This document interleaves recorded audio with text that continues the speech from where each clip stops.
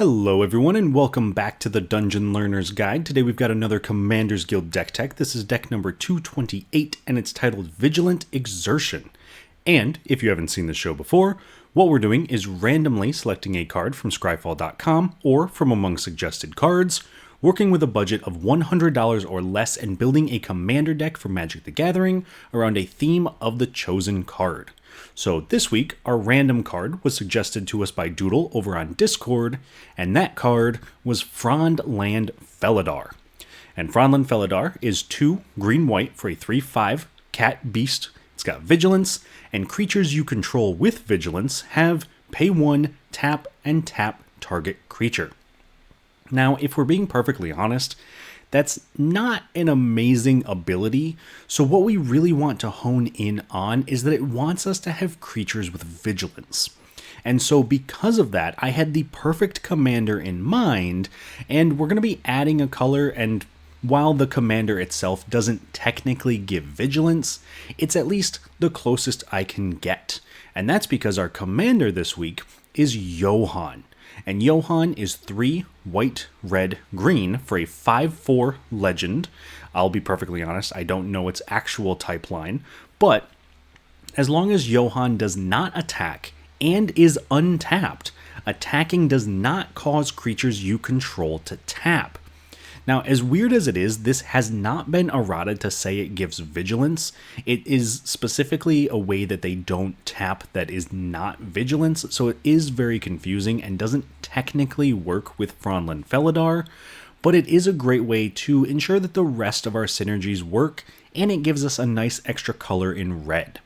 So with that being said, let's take a look at some of our themes for this week and kind of pick apart what this deck is trying to do.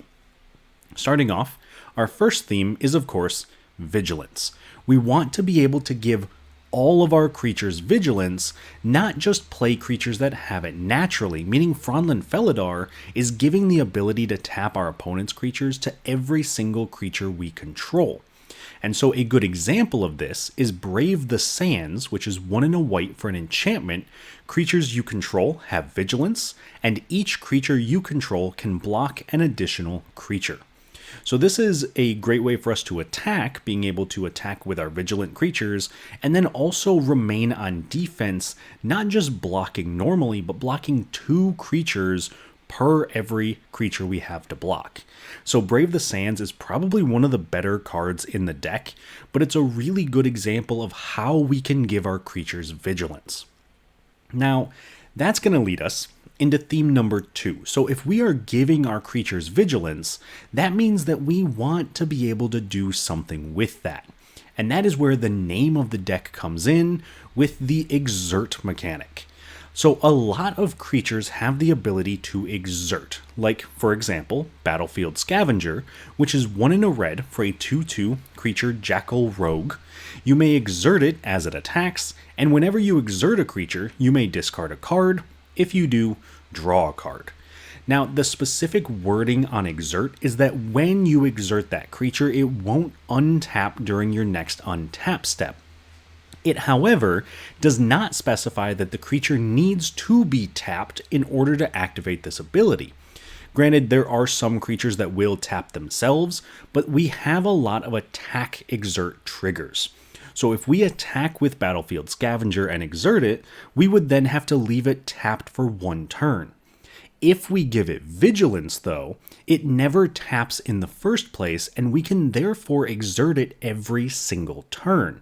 And if we are full up with these exert creatures, then Battlefield Scavenger's second ability to be able to discard a card and draw a card every time we exert means we can do that every single turn for all of our creatures. And that is going to be an incredibly powerful ability and the main focus of what our deck is built around. Moving on, though, to our final theme of the deck. This one is kind of where Frondland Felidar fits, and that is going to be cards that care about creatures having Vigilance. Because we can give Vigilance to our entire team pretty consistently, we're able to make good use of cards like Keen Sight Mentor, which is 2 and a white for a 1/4 human cleric. When it enters the battlefield, put a Vigilance counter on target non-human creature you control. Then you can pay 1 and a white and tap it to put a +1/+1 counter on each creature you control with Vigilance. Since our entire team will most likely have Vigilance, we can just spend 2 mana and tap it to put a +1/+1 counter on each creature we control, which is a very powerful effect, especially because we can actually attack with the Keensight Mentor, which will probably also have Vigilance, and then tap it to put the Vigilance on every single thing we've got, giving all of them counters, making sure that we've already attacked. Maybe we can activate it during combat. It leads to a lot of very tricky situations, and this is the kind of deck that really wants to play around with the combat step and use that as its main win condition. Anyway though, that is the end of our themes for this week, so the next thing I want to do is take a look at some key cards in the deck, and these are cards that really synergize with what we're trying to do, and in a lot of cases are win conditions or value engines all on their own. So first up, our first key card is going to be Ajani the Great-Hearted. And Ajani is 2 green-white for a 5 loyalty legendary planeswalker Ajani. It has a static ability that says creatures you control have Vigilance, which is already perfect enough for it to be in the deck, but then it also has a +1 ability to gain 3 life, and a -2 ability to put a +1/+1 counter on each creature you control, and a loyalty counter on each other planeswalker you control. So this really does everything we want it to be doing. It gives us Vigilance, it can help us gain life if we need it, and it can buff the entire team, meaning that our combat strategies are going to be that much more effective. So, to be perfectly honest, I don't know if there's any card that would really work better for this deck than Ajani. It just does everything. Moving on though, to our second key card. This one is True Heart Twins, probably one of the better Exert cards in the deck, because it is 4 and a red for a 4/4 Jackal Warrior. You may exert it as it attacks, and whenever you exert a creature, creatures you control get +1/+0 until the end of turn. Since we have so many creatures that are capable of exerting, it's not unlikely that we can attack and exert 4 or 5 creatures every single combat, meaning our entire board can be getting +5/+0 until the end of turn. That alone is going to be enough to be able to deal a ton of damage to the table, but it also makes our opponent's blocking that much more difficult. Because if we just have a 1 mana or a 2 mana creature, and it's getting +5/+0, they're not really going to want to block with something that's capable of trading with it, because that's probably going to be trading down in most cases. So it really, again, gives us this ability to control combat. Finally, we get to our last key card, and this one is Combat Celebrant. Probably one of the few Exert cards that is played outside of an Exert deck. This is 2 and a red for a 4/1 human warrior. If Combat Celebrant hasn't been exerted this turn, you may exert it as it attacks. When you do, untap all other creatures you control, and after this phase, there is an additional combat phase. This is one of those cards that can really go a little bit wild if unchecked throughout the course of the game.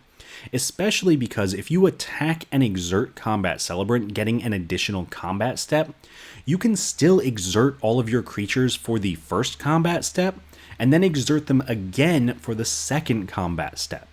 So if we use the True Heart Twins example from earlier of giving +5/+0, we would get the +5 on the first attack, and then if we retain all of our creatures, we can do it again, giving them another +5, because it's until end of turn, giving our entire team +10/+0, which if an opponent doesn't have blockers, is going to be more than enough to knock them out of the game.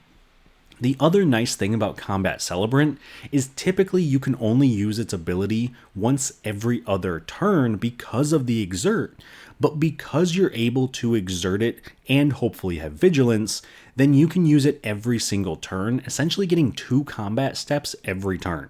And at that point, it is very, very easy to just win the game. So, those are all of our key cards for this week. And moving on to the next piece of our deck tech, we come to the cool interactions. And these are cards that really synergize with what we're trying to do, but in a lot of cases are just fun cards that I want to highlight because they work well together. So, the first pair of cards that I want to talk about is going to be Pride Sovereign and Basri, Tomorrow's Champion. Now, I will say before this, we are not a cat or a token deck, but being able to create a ton of cat tokens is actually very important for this deck because it means we have a ton of creatures that can attack and block since they are most likely going to have Vigilance. And so one of the ways we can do this is with Pride Sovereign, which is 2 and a green for a 2/2 creature cat. Pride Sovereign gets +1/+1 for each other cat you control. Then you can pay white and tap it to exert it and create 2 1/1 white cat creature tokens with lifelink. Now, this is one of those cards that doesn't exert on attack, so there's no way we can get around this with our Vigilance. However, being able to create 2 1/1 tokens every other turn and then pump up the Sovereign is still very powerful, especially because the Sovereign can attack before it exerts. So we're able to attack, possibly wait until blockers are declared, make some cats, pump up the Sovereign, keep back some blockers, and just, again, mess with combat. Then we're going to combine that with Basri, Tomorrow's Champion, which is 1 mana, 1 white mana specifically, for a 2/1 legendary creature human knight. You can pay a white, tap it, and exert Basri to make a 1/1 white cat creature token with lifelink, and he also has cycling for 2 and a white. So when you cycle it, cats you control gain hexproof and indestructible until the end of turn.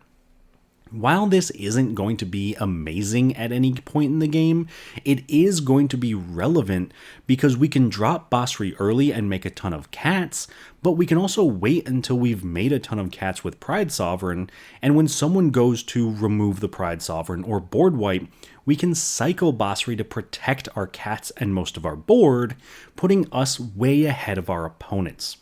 So while these two don't directly synergize with each other outside of the cat synergies, they are very powerful in their own right and definitely can be game winning together. Moving on though, to our second cool interaction. This one is going to be between Champion of Ronus and Marisi, Breaker of the Coil. So Champion of Ronus is 3 and a green for a 3/3 Jackal Warrior. You may exert it as it attacks. When you do, you may put a creature card from your hand onto the battlefield.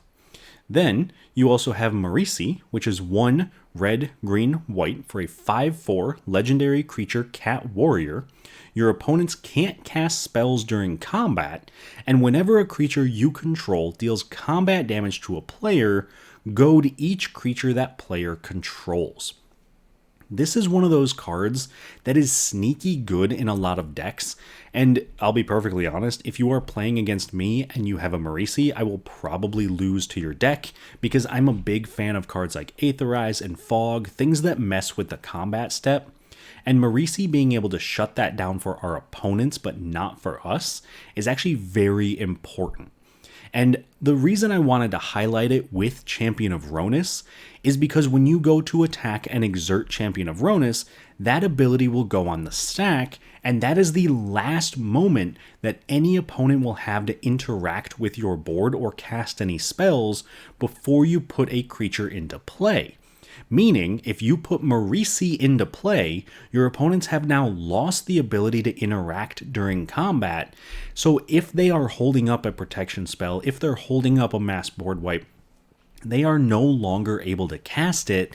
And this is an ability that can just win you the game outright if your opponents aren't expecting it. So I did want to highlight this because I think it's kind of sneaky good, and I think it's definitely worth talking about. Anyway though, that brings us to the final piece of our deck tech this week, which is the price of the deck. And today, our deck came in at $46.93, so just under half of our budget, with the most expensive card being Jetmir, Nexus of Revels. Jetmir is, again, a very powerful card that cares about Vigilance, but it also does a lot more than that. And it is 1 red, green, white for a 5/4 legendary creature cat demon. Creatures you control get +1/+0 and have Vigilance as long as you control 3 or more creatures. Creatures you control also get +1/+0 and have Trample if you have 6 or more creatures, and then they get +1/+0 and Double Strike if you have 9 or more creatures.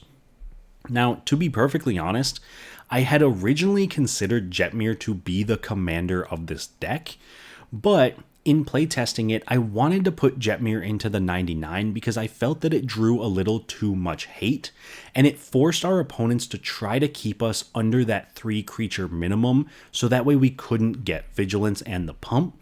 And so I figured by putting Johan in the command zone instead, it would kind of negate some of that effect. And to be honest, I was perfectly right. It definitely takes a lot of the heat off. I think Jetmir drew a lot more hate. So having Johan means we can execute our game plan a little bit more effectively, but that doesn't stop Jetmir from being an amazing card. However, though, this is the card that is the most expensive in the deck right now, but if you're looking to increase the price of the deck and hopefully increase the power of the deck as well, I do have a suggestion for you there too. So the card that I would recommend putting in this week would be Aurelia, the War Leader, and the card I would recommend taking out would be Rohirrim Chargers. So Aurelia is 2 red, white for a 3/4 legendary creature angel. She has flying, vigilance, and haste, and whenever she attacks for the first time each turn, untap all creatures you control. After this phase, there is an additional combat phase. So very similar to the Combat Celebrant, Aurelia is going to give us an extra combat every single turn, and unlike the Combat Celebrant, which has to sit out for a turn before attacking, Aurelia has haste, meaning she can come down and immediately give us an extra combat step, and in some cases, that might genuinely be all we need to win the game. Now, like I said, if we're putting a card into the deck, we do also have to take a card out. So the card I would recommend taking out of the deck is Rohirrim Chargers, which is 2 red-white for a 4/4 creature human knight.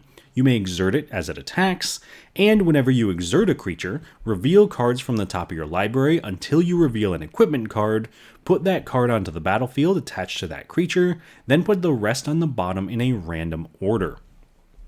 I'll be perfectly honest, when I put this in the deck, I was thinking it was an exert creature, it cares about exert, it can exert itself, that's all that matters. And then when I put the final list together and was testing it, I realized there are no equipment in this deck. And so with Rohirrim Chargers, yes, you can exert it, and yes, you can trigger its ability with other exert creatures, but you'll just reveal your entire deck, not put anything into play, and then continue on as normal. And I don't think a 4-mana 4/4 that can exert itself is nearly as good as Aurelia being able to give additional combat phases. So I think that if you add equipment to the deck, it could definitely be very good, but with the current build, Aurelia is probably a lot better. With that being said though, that brings us to the end of our deck tech, and before we get into a game with the deck, I want to take a second to highlight some of our patrons and channel members and say thank you to everyone who has made it this far in the video. So, as always, a massive shout out to our patrons and channel members and to everyone else. If you have not already, I would love it if you would like the video and subscribe to the channel. And if you want to join the list of amazing people here, as well as get some amazing additional content, join a Discord channel, maybe even get some cards sent to you, then check us out over on Patreon, patreon.com/dungeonlearnersguide, or right here on YouTube as a channel member, which is linked in the video description. So with that self-plug out of the way, let's take a look at our opponents for this week and see who we're going to try to take down with our Exert deck. Starting off, we have Haragast, Erupting Nullkite, being played by Richard. We have Craig Boone, Novak Guard, being played by Luke, and Marchesa, Dealer of Death, being played by Mort. So starting off with Haragast, this is Richard's Eldrazi deck. He really wants to play into the mono-red Eldrazi theme, play a ton of big creatures, ramp into them super hard, and then emerge and cast stuff for cheaper and draw cards and just kind of snowball out of control. And I think that that is a super sweet theme, and I'm actually a big fan of Harrogast in general. And if you're interested in some of Richard's decks, do check him out right here on YouTube. He's at LabmanEDH. He does phenomenal content. All of his videos are very well made, and he talks a lot about his deck building ideas. So if you're interested in some of his stuff, please do check him out. Moving on to our next opponent, we have Luke playing Craig Boone, Novak Guard, and this is actually a $15 deck. So he put the whole deck together for $15 or less. And this is a life gain style deck because Craig Boone actually has lifelink, so when you trigger his ability and do damage to pretty much anything, you're going to be gaining that much life. So he wanted to lean into that a little bit, and personally, I'm a huge fan of Boone. Playing Fallout New Vegas, he was one of my first companions, although, let's be honest, he's no Veronica, but still very good nonetheless. And then finally, we come to Marchesa, Dealer of Death, being played by Mort, and Marchesa is actually going to be a bit of a reanimator deck. So he wants to use Marchesa's ability to commit crimes and then put cards into his graveyard that he's able to reanimate later. And this is a super fun deck. I think it plays with a lot of unique cards because you need to both commit crimes and also reanimate things. So it is a ton of fun to see in action, and I'm very excited to see how it works this week. Anyway though, if you have a suggestion for future cards, do let me know down in the comments. And as always, if you think someone's going to walk out the winner, I would love to hear your predictions. I always like to see what people think is going to happen in the game. So thank you all so much for watching. Please do like the video, subscribe to the channel, but let's jump into this game and I will talk to you all once it's done. At the start of the game, I go first, followed by Richard, Luke, and then Mort. On my first turn, I play a Plains. Richard plays a Mountain. Luke plays a Plains and casts Alside of Life's Bounty, which can sacrifice itself to give target creature protection from a chosen color until the end of turn. Mort plays a Mountain and casts Hex Parasite, which allows him to pay X and a Phyrexian black mana to remove X counters from target permanent. On my turn, I play a Forest and cast Gustwalker, which can be exerted when it attacks to give itself +1/+1 and flying until the end of turn. Richard plays a Mountain. Luke plays a Plains and casts Voice of the Blessed, which gets a +1/+1 counter whenever he gains life, gaining Flying and Vigilance when it has 4 or more counters, and gaining Indestructible when it has 10 or more counters. This lets him attack Richard for 1 with the Alside, gaining a life thanks to lifelink and putting a counter on the Voice.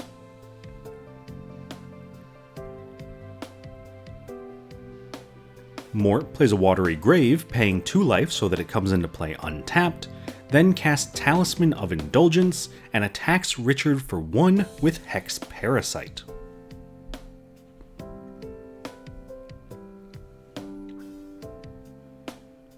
On my turn, I cast a Sarah's Blessing, giving all my creatures Vigilance.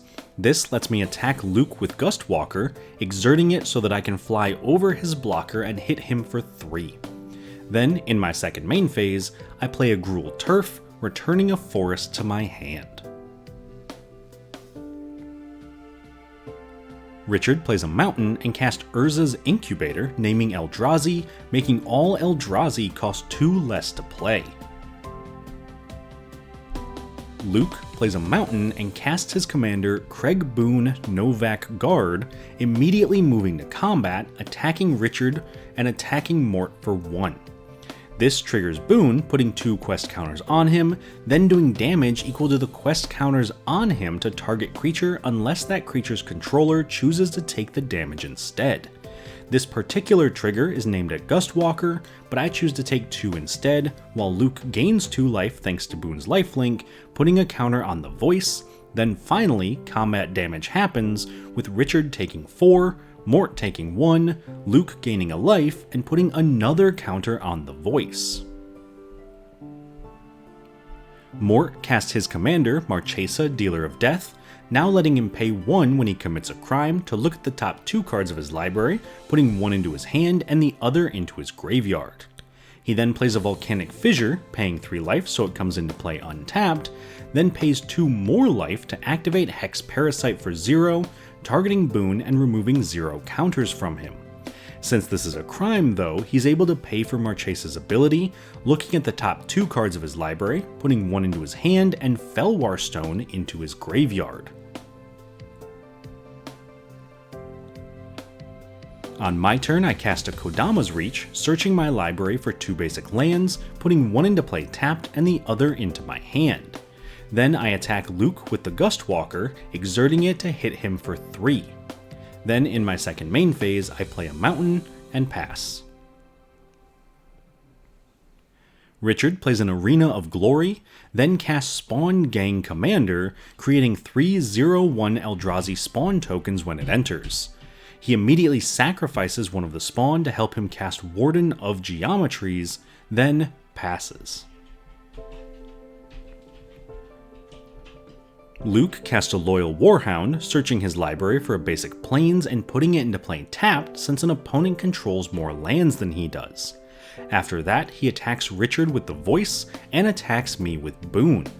This triggers his commander, putting 2 quest counters on it, targeting the Spawn Gang Commander, doing 4 damage to it, killing it, gaining Luke 4 life, putting a counter on the Voice, now giving it Flying and Vigilance. This means that I take 3, Richard takes 6, Luke gains 3 and puts another counter on the Voice. Mort activates Hex Parasite for X equals 1, removing a quest counter from Boone and paying 1 for Marchesa, this time putting a card into his hand and putting Liquimetal Torque into his graveyard. Once that's resolved, he plays a Shipwreck Marsh and casts Red Death Shipwrecker, which can tap to goad target creature an opponent controls, letting that player draw a card, and letting Mort make a red mana.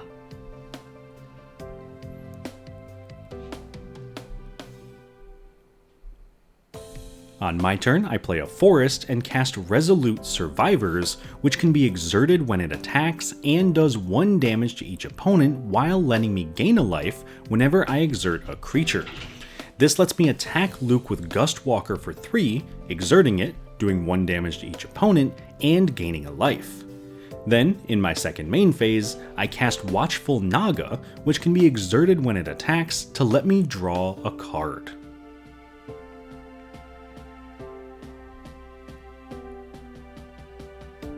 On Richard's turn, he plays a Sanctum of Ugin, then casts Seething Song, making 5 red mana, and uses 4 of it to cast Big Score, discarding a card, drawing 2 cards, and making 2 treasure tokens. Then he casts a Soul Ring, and also casts his commander, Haragast Erupting Nullkite, by emerging it, sacrificing Warden of Geometries to reduce its cost by 4. On the cast, he exiles his hand and draws 3 cards, before also triggering Sanctum of Ugin, sacrificing it since he cast a colorless spell with mana value 7 or greater, letting him search his library for a colorless creature, specifically Conduit of Ruin, putting it into his hand. He then immediately casts the Conduit of Ruin, now making his first creature spell that he cast each turn cost 2 less, and also letting him search his library for a colorless creature card with mana value 7 or greater, putting it into his hand.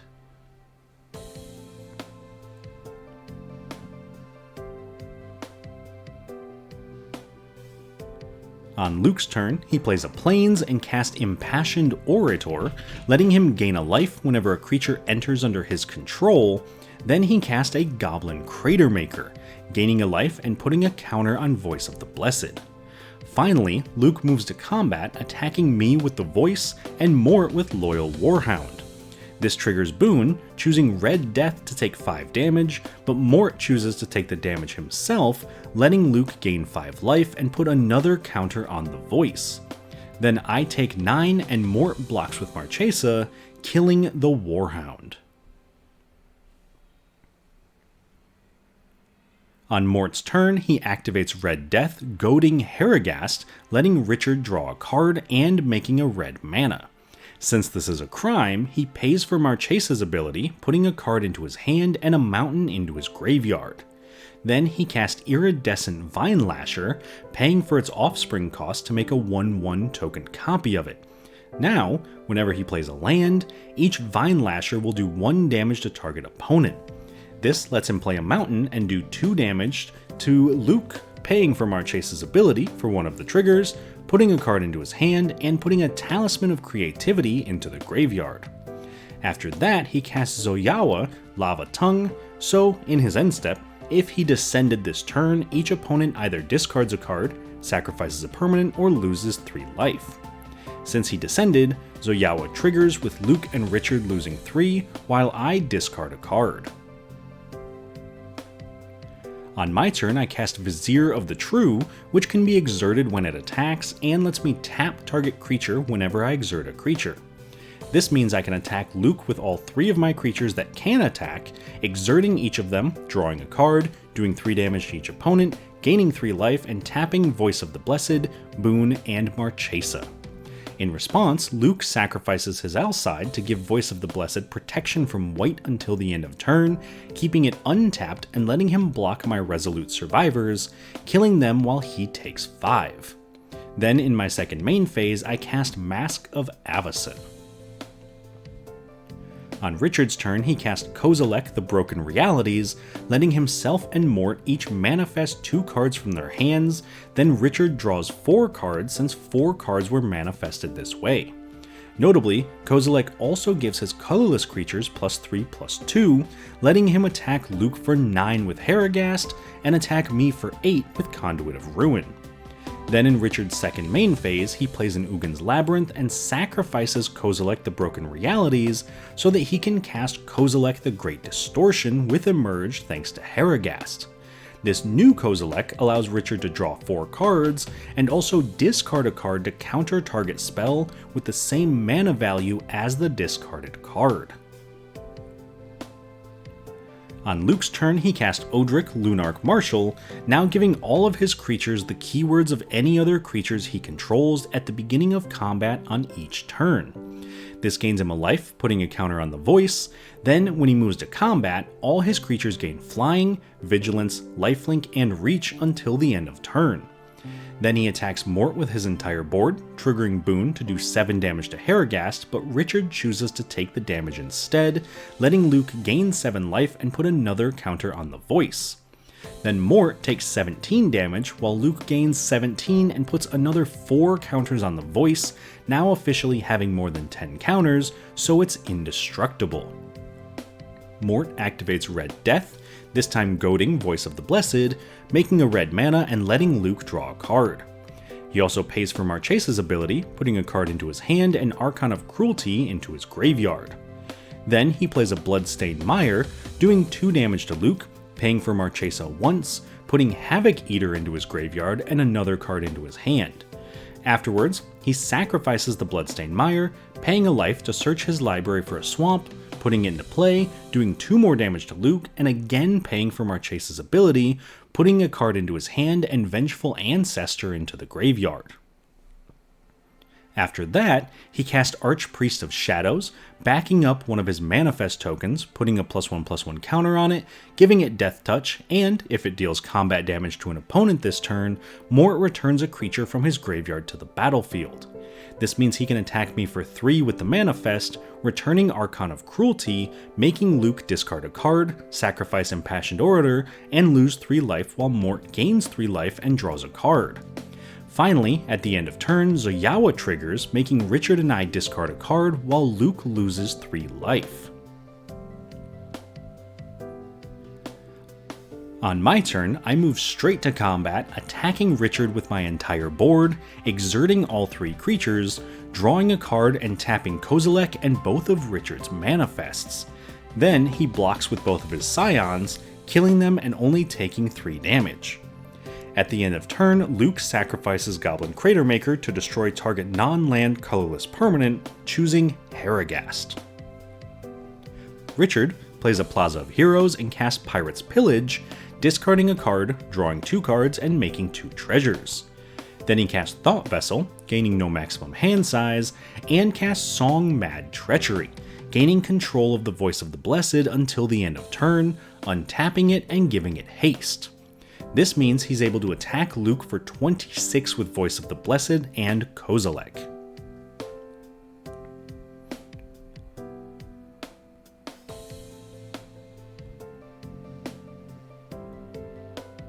On Luke's turn, he plays a mountain and casts Spirit Link, enchanting Boon, now gaining life whenever Boon deals damage. Notably, this does stack with lifelink, so he gains life equal to twice the damage Boon deals. After that, Luke casts Duchess, Wayward Tavern Keep, but Richard has a response, discarding Unexpected Windfall with Kozilek to counter Duchess. Once that resolves, Luke attacks Richard for 14 with the Voice of the Blessed, and attacks Mort for 3 with Boon, and attacks me for 3 with Audric. This triggers Boon, doing 9 damage to Archpriest of Shadows, killing it, gaining him 18 life, putting 2 counters on the Voice, now hitting Richard for 16, while Mort blocks with his Archon, taking no damage, and I take 3 from Audric, letting Luke gain 24 life. On Mort's turn, he plays a Polluted Delta, sacrificing it, paying a life and searching his library for an island, putting it into play to do 4 damage to Luke. Then he casts Hullbreaker Horror, followed up by casting a Siren Stormtamer, triggering the Horror and forcing Luke to return Boon to his hand. After that, Mort activates Red Death, goading Kozilek, letting Richard draw a card, making a red mana, and then using that mana to cast Vandal Blast, destroying Urza's Incubator. This also triggers the Hullbreaker Horror, this time returning Voice of the Blessed to Luke's hand. Finally, Mort attacks Luke for 6 with the Archon, and attacks Richard for 3 with a Manifest, targeting Richard with the Archon's trigger, so he discards a card, loses 3 life, and sacrifices a Manifest, while Mort draws a card and gains 3. Richard blocks with Conduit of Ruin, killing the Manifest while Luke takes 6. At the end of turn, Zoyawa triggers, forcing Luke, Richard, and myself to discard a card. On my turn, I attack Mort for 3 with Gustwalker, and attack Richard for 5 with Watchful Naga and the Vizier, exerting all 3 of them, drawing a card, tapping Siren Stormtamer, Richard's Manifest, and Conduit of Ruin. Second main phase, I play a Forest and cast Rampant Growth, searching my library for a basic land, putting it into play tapped. On Richard's turn, he attacks me for 12 with Kozilek, so I block with Gustwalker and Watchful Naga, killing them both but preventing me from taking any damage. Then in his second main phase, he casts Liquimetal Torque and flips up his manifested Screamer Killer, now letting him do 5 damage to any target whenever he casts a spell with mana value 5 or greater. On Luke's turn, he simply recasts his commander Boon and passes. However, at the end of turn, Richard casts Kazul's Fury, sacrificing Kozilek and doing damage to any target equal to its power, doing 12 damage to Mort, knocking him out of the game.